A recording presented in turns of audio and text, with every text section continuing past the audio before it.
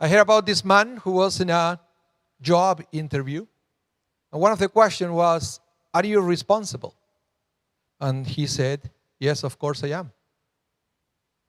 And the other person said, can you give me an example? I said, well, my last job, every time something broke or something was late, everybody said that I was responsible. So I want to talk to you today about stop blaming. Stop blaming. And this is something, I don't know if you realize that this is the last Shabbat of the year 2020. And it's a good moment to stop and to look what we have done during the last year. It's not quite like Rosh Hashanah or Yom Kippur, but nevertheless, it's an opportunity to stop and to pay attention of certain things that are going on with our lives. And because of all the online presses these days, we are preparing lots of videos. So I guess I spent a little bit more time than usual on social media this last year. And one thing that I noticed, and is really upsetting, is the amount of blaming that is out there. I understand. 2020 has been really, really hard for many people. People who lost their source of income, or they had relationship issues, or mental issues, or certain other difficulties. And it's very hard, and I understand that. But with that, one of the things that took lots of people's energy during this last year was all this blaming game. Trying to find the fault in somebody else. We blame other people for whatever is happening in our lives. And I know it's very comforting sometimes to do that.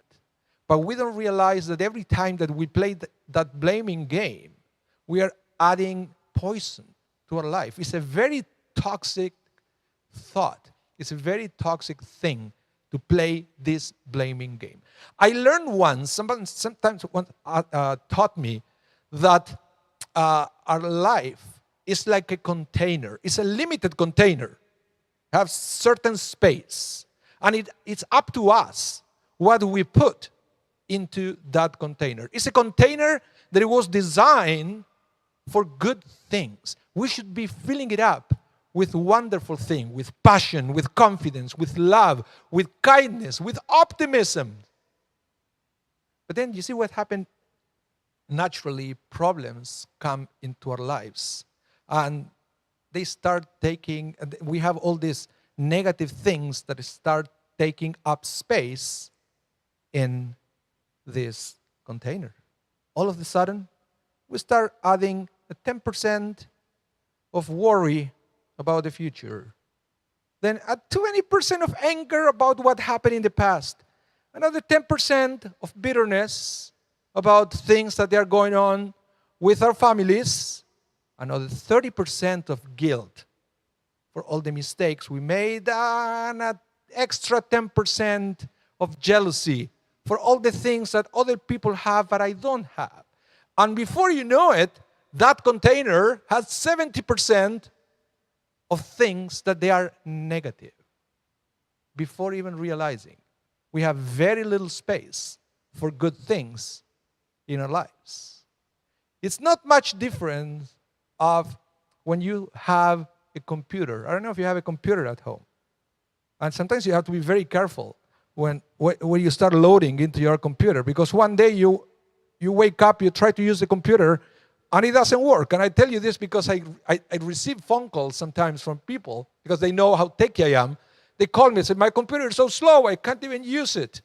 And then the first thing I realize that the computer has so much junk inside that there is no space for the things that the computer should be doing for the person.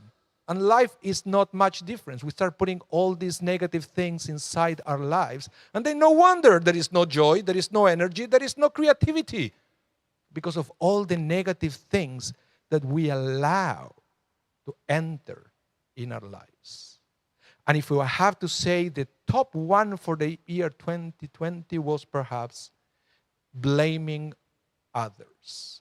It's an incredibly negative force that sucks out all the joy, the energy and the creativity that we should be adding to our lives in order to fulfill our dreams. And this parsha specifically has something that is wonderful. And it should be a source of inspiration for us to teach us how to approach life. We read about Joseph and how he re-encountered his brothers after 22 years. And you know, he hugged them and he cried with them, but there is one thing that he doesn't do. He doesn't blame them. Joseph does not blame his brothers for all the misery that he had to go through for the last few years of his life. Remember what happened? The brothers sold him as a slave. They told his father he was dead. Then, because of that, he ended up in the house of Potiphar. He thought he was doing well there, but actually he was accused of a crime that he didn't commit, and he went to jail for 10 years.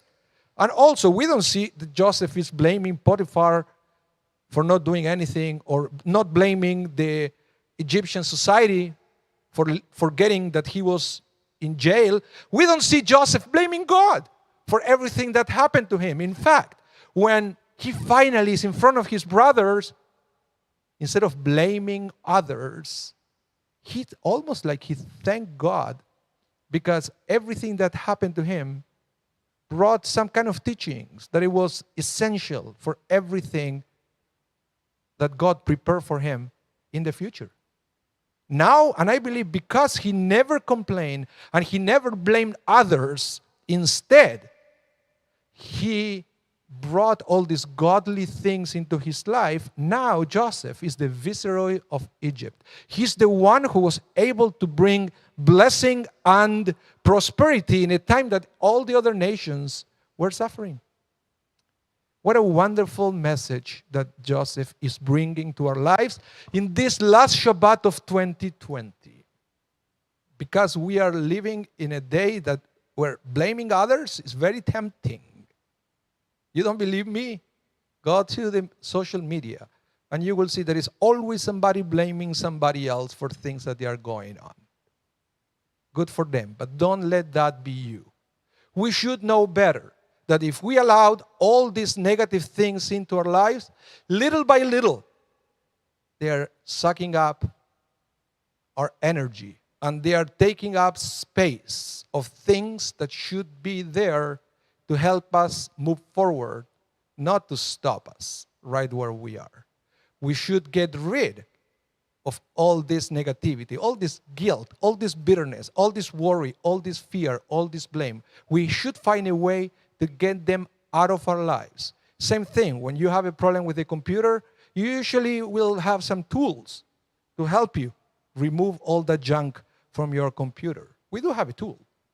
It's called the Torah.